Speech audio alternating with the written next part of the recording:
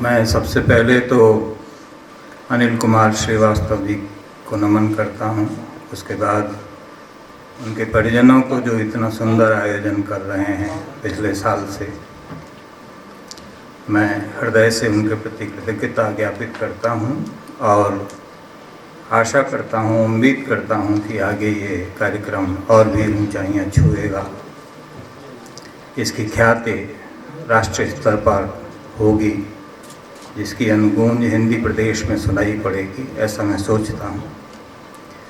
पांडे जी यहाँ बैठे हैं, बहुत सारे मित्र जिनका मैं पाठ नहीं सुन पाया वे भी बैठे हैं और जिनसे मैं इस उम्र में भी सीखना चाहता हूँ। अविनाश हैं, व्योमेश जी हैं, नवीन हैं और बहुत सारे मित्र और अग्रज यहाँ पर बैठे हैं जिनको मैं पहले मिल चुका हूँ। तो आप सबके समक्ष मैं कुछ कविताएं, मेरी ये थोड़ा सा दुर्भाग्य है कि मुझे और लोगों की कविताएं बिना सुने ही जाना पड़ेगा। एक कविता है संवाद।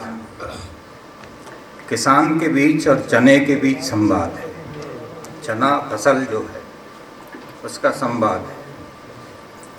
किसान बहुत सी चीज़ों से बात करता है, कभी कभी फसल भी शायद किसान से बात करती है। चना कहता है, चने ने कहा मुझे उगने दो, मेरे पत्तों में नमक भी है, नमी भी और ताकत भी, चबाना, अकाल दुकाल में भी तुम्हें भूखा नहीं मरने दूंगा। चने ने कहा मुझे उगने दो, मेरे पत्तों में नमक भी है, नमी भी, ताकत भी, चबाना, अकाल दुकाल में भी तुम्हें भूखा नहीं मरने दूंगा। चने ने कहा बूटे आने दो, तोड़कर कच्चे खाना, सेक कर खाना, होले करके बहुत स्वाद लगूंगा, पई पावने बहन बेटी सबको बुलाना। चने ने कहा मुझे पकने दो, भिगो के खाना, छौंक कर खाना, भूंगड़े सिकवाना, दाल बनवाना, बेसन पिसवाना, कढ़ी बनाना, मेहमान आए तो पकौड़ियाँ, गट्टे, चूरमा, चक्की, सत्तू, लड्डू, जो भी चाहो मर्जाद रखूँगा और पानी ज़्यादा नहीं चाहिए मुझे। छांटा छिड़काव होगा पड़ती धरती पर तब भी उगाऊँगा, मुझे अच्छे गाढ़े सब वक्तों में आजमाना। पुत्र दगा दे सकता है मैं नहीं, चने ने कहा किसान से।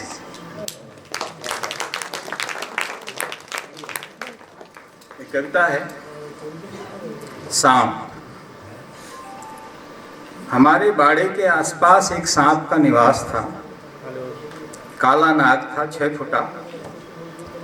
माँ और पिता हमें मना करते थे उधर खेलने से। वह यदा कदा दिखता था और पलक झपकते छिप जाता था सरसराता हुआ। पिता अक्सर माँ से कहते थे किसी दिन मारूंगा इसे, एक बार दिख जाए चौड़े में। वह पिता को नहीं दिखा, मुझे और माँ को दिखा। वह पिता को नहीं दिखा, मुझे और माँ को दिखा। जब माँ मेरा हाथ पकड़कर खेतों को जा रही थी, वह राह में बैठा था फण फैलाए।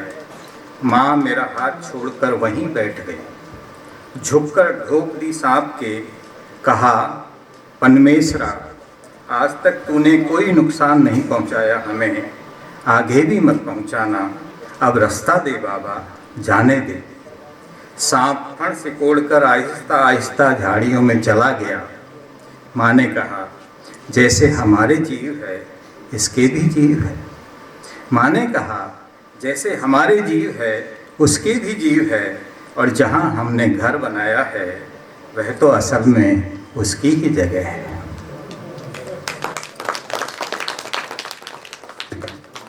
एक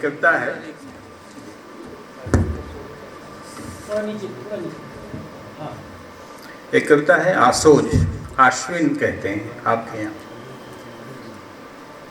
थोड़ी मेरी भाषा है और एक शब्द है गौणावली। हमारे यहाँ विवाह के बाद एक रस्म और होती है गौणे की। छोटी उम्र में शादी हो जाती है, गौणा होता है जब युवा हो जाती है तब। या बड़ी उम्र में विवाह होता है, मतलब विवाह की उम्र में है तो फिर साथ ही गौणा भी कर देते हैं, ये गौणा होता है। और जो नई आती है उसको गौणावली कहते हैं, बस एक शब्द उसमें, बाकी मेरी भाषा है। आसोज की धूप झुलसा देती है देह को, यह बिल्कुल भिन्न है बैसाख जेठ की धूप से। फिर बैसाख जेठ में काम नहीं होता किसानी का, पर आसोज में दिन भर निनाणी करनी पड़ती है झुके झुके। पीठ पर गर्म गर्म राख झड़ती रहती है अदृश्य, और त्वचा झलस जाती है। वह युवक जुटा है लावणी में, पास ही माँ है और उसकी नई गौणावली। दोपहरी हो गई है, धूप प्रखर है। वह युवक माँ से बार बार कहता है, थोड़ी देर आराम कर ले। वह युवक माँ से बार बार कहता है, थोड़ी देर आराम कर ले। देख थारो डील कतरो कालो पड़ गयो, देख तेरा शरीर कितना काला पड़ गया। देख थारो डील कतरो कालो पड़ गयो, काल सू तो बेगा ही आ जाऊंगा। और फिर तीसरा पैर की दोपहरी टालूंगा। अब घर चली जा, थाक की होगी, काल देखेंगा। माँ गर्दन झुकाए मंद मंद मुस्काती है और खड़ी हो जाती है। उसे देखकर नई गौणावली भी खड़ी हो जाती है। उसका मुंह घूंघट में है, पर माथे पर धरे हाथ का हंसिया आसोज की धूप में चमकता है। एक कविता है, कुछ अलग ढंग की कविता आपको सुनाता हूँ। एक कविता है जूते। एक बार मैंने जूते तलाशे गूगल पर, तो कई दिनों तक अलग अलग ब्रांड के जूतों के संदेश आते रहे मुझे। इतने कि घबरा गया मैं कि आखिर इतनी कंपनियों को पता कैसे लगा कि मुझे जूते चाहिए, जबकि मुझे चाहिए नहीं थे। यह सिलसिला कई दिनों तक चला, फिर बंद हो गया। पर एक दिन सुबह से ही फिर मुझे जूतों के संदेश आने लगे, जबकि मैंने तलाशा नहीं था उन्हें गूगल पर। बस ऐसा स्वप्न आया था कि मैं ब्रांडेड जूते पहने कहीं जा रहा। जूते निहायत अच्छे थे, पर महंगे थे, जिनकी कीमत से साल भर का गेहूं खरीदा जा सकता था। मनपसंद किताबें खरीदी जा सकती थी, बचत की जा सकती थी गाढ़े वक्त के लिए, पर मैं जूते खरीद लाया। अब मुझे जूतों के अतिरिक्त कमीज़ों के, जीन्स के संदेश आने लगे। सोया रहता तो भी संदेश आए होते जो मेरे जागने और फ़ोन चालू करने की प्रतीक्षा करते। ये भी मुझे नहीं चाहिए थे, पर जूतों की खरीद के बाद घर में इनकी चर्चा होती। बेटा कहता लेविस अच्छी होती है, पत्नी कहती एलन सोली, बेटियां parks, Peter England, Monte Carlo जैसे नाम सुझाती, जिनके संदेश धड़ाधड़ आते मेरे फ़ोन में, जैसे उन्होंने हमारी बातें सुन ली। इस तरह मेरा वार्डरोब भर गया। जूतों चप्पलों के रैक ठसाठस, और कई कूपन पड़े हैं जिन्हें ठिकाने लगाते हैं तो नए मिल जाते हैं। फिर कंपनियों के धड़ाधड़ संदेश आते हैं। कभी कभी सपने में पिता भी आते हैं, जिनके पास 2 जोड़ी कपड़े थे, 1 जोड़ी जूतियाँ, जो हमें बचपन में कहते थे गांधी की आत्मकथा पढ़ो।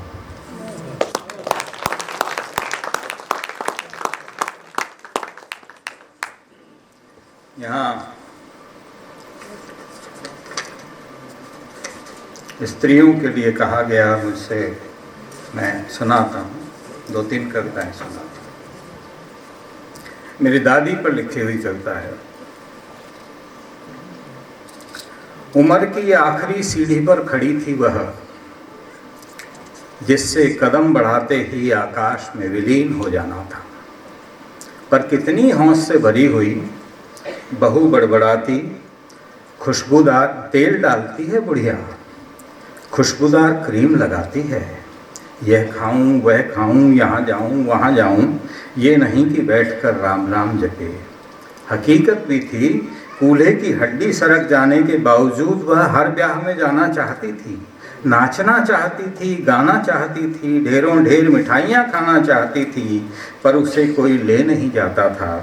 खाट पर अकेले बैठे बैठे ही वह बना बनी गाती थी, नाचने की मुद्रा में पैर हिलाती थी। लौटने पर पूछती, कौन कौन आया, क्या क्या बनाया, लायना बांधा कि नहीं, फला बहू नाची कि नहीं, फला गीत गाया कि नहीं।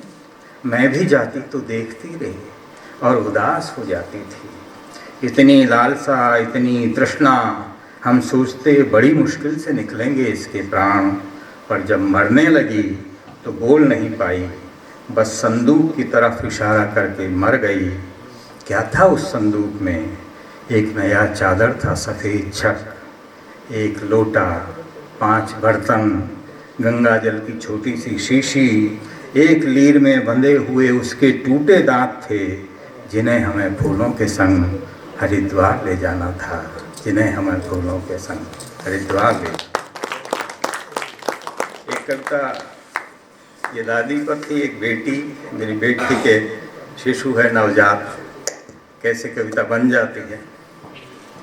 बेटी छोड़ गई है अपने नन्हे को हमारे पास दिन भर के लिए। जाने के आधे घंटे बाद ही पूछा उसने, क्या कर रहा है? खेल रहा है। अच्छा। आधे घंटे बाद फिर पूछा उसने, दूध पी लिया क्या उसने?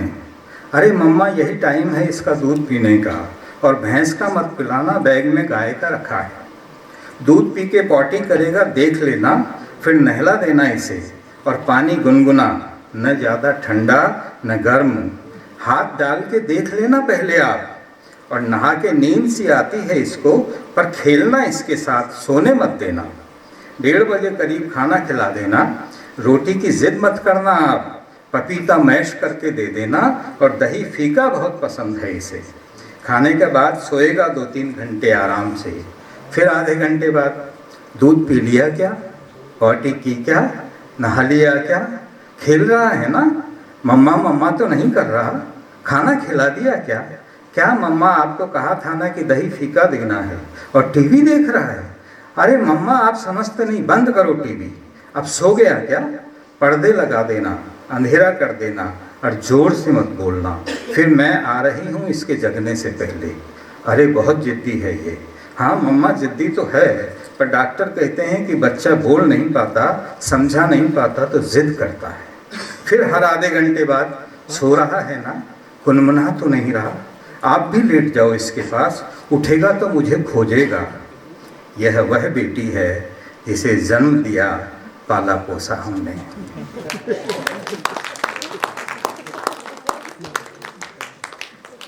और सुना दो एक दो कविता है।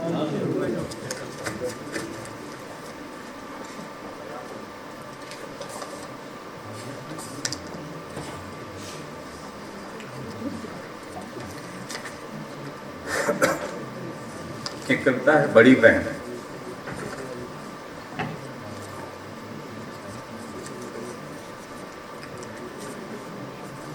मुझसे 10 साल बड़ी थी बहन, खाते पीते घर में ब्याही गई थी।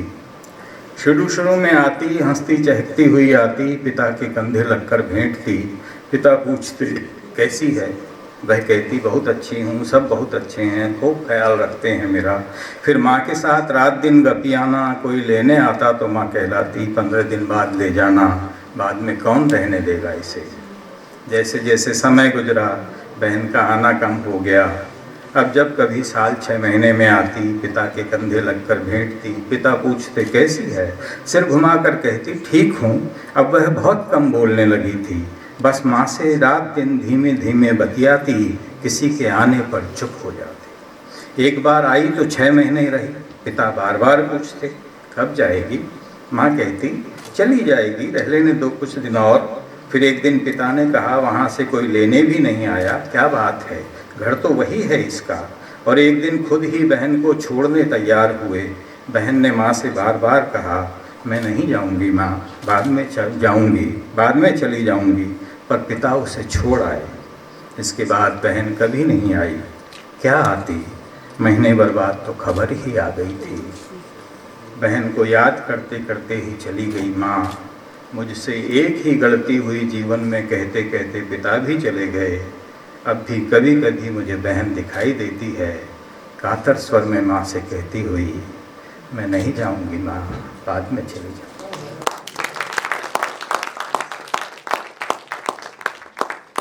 मेरा दुर्भाग्य है कि मैं बहुत सारे अपने मित्रों को नहीं सुन पा रहा हूँ, और आप लोगों ने बहुत धैर्य से सुना और पढ़ा।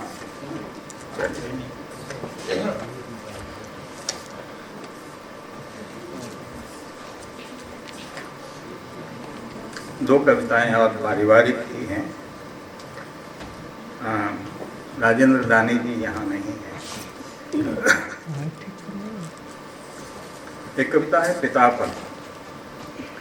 बुढ़ापा अपने आप में बीमारी होता है, फिर पिता तो बीमार रहने भी लगे थे, और एक बात जाने कैसे बैठ गई थी उनके दिमाग में कि घर में कोई भी चीज़ बंद हो जाएगी तो उनकी मृत्यु हो जाएगी। विशेषकर घड़ी जो उनके बिस्तर के ठीक सामने दीवार पर टंगी थी। कई बार उन्होंने मुझसे कहा, देख शायद टीवी नहीं चल रहा, हमारे कमरे की टेप में कुछ गड़बड़ हो गई लगती है, घड़ी के सेल बदल दे, चल नहीं रही है।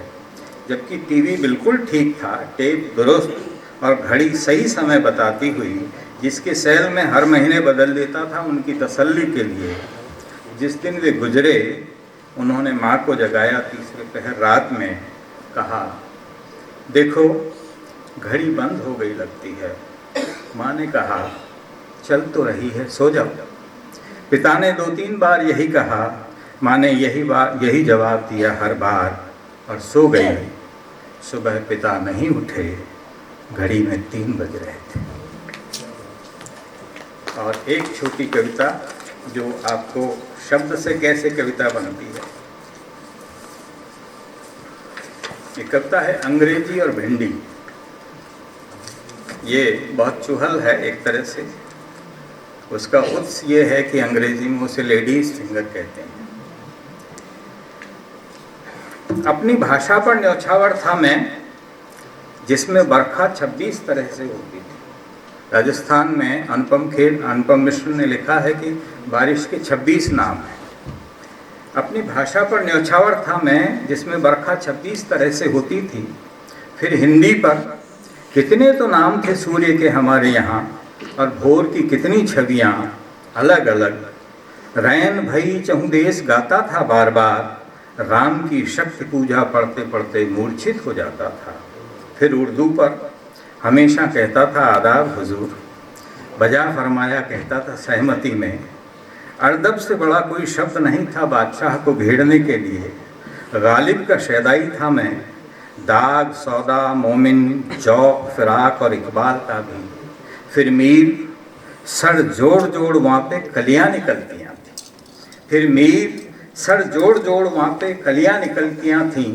अंग्रेजी से दूरी थी मेरी। तभी लेडी मैकबेथ को कहते सुना, क्या सारा अरब सागर भी मेरे हाथों को धो पाएगा। वह खून खून चिल्लाती थी अपने हाथों को देखकर। फिर भी शायद उसके प्यार में गिर नहीं पड़ता जो लेडीज फिंगर शब्द पर गौर नहीं करता। पत्नी की उंगलियां देखी मैंने एक दिन ध्यान से, नई नई आई थी वह और भिंडी धो रही थी। मुझे लगा, ओह कितनी गहराई से देखा होगा उस अंग्रेज ने स्त्री की उंगलियों को, और कितनी मोहब्बत से। क्या क्या याद आया होगा उसे आदिम काल में कोमल भिंडी देखकर। सिर पर हाथ फेरती उंगलियां, गालों पर थपकियां देती उंगलियां, हवा में चुम्बन उछालती उंगलियां, अभिसार से पहले होठों को परे हटाती उंगलियां, पीठ को गुदगुदाती उंगलियां। या अकेले में वो सांसें भरी होंगी उसने, या कभी कभी तो रोया भी होगा। तब पहली बार उसके मुंह से बेसाख्ता लेडीज फिंगर निकला होगा। मुझे लगा हमारी भिंडी में वह बात नहीं है जो लेडीज फिंगर में है, और मैं अंग्रेजी के प्यार में गिर पड़ा। धन्यवाद।